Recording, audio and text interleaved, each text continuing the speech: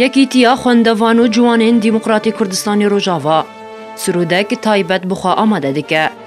دوی سروده ده هجمارک کچو کرین اندامین یکیتیه بش دارن.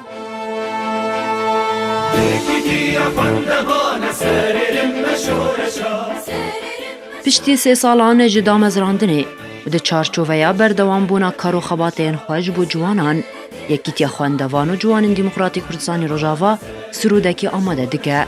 سرودا یکیتیا خوندوانان جعالی شاخ قامشلو یا کما او کشوه و بگوتنین احمد عبده و آوازین محمد شادیت آماده کرن.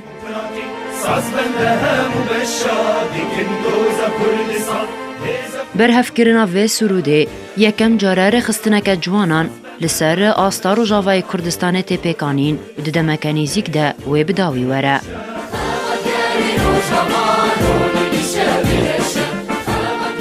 یکیتیا خوندوان و جوانین دموکراتی کردستانی روجاوا ده سالا 2013 ده هاتی آوا کرن و جوی دمیوه بدهین چالاکیان جبو جوانان و آوا کرنا کمه نزاروک و جوانان خدمت گزاری جبو خواندنه و گلک چالاکیان پشتوانی خدمت جوانان لدارخستیه و اوفیسین خواجی لپرانیا باجارو که روجاوای کردستانی هیه.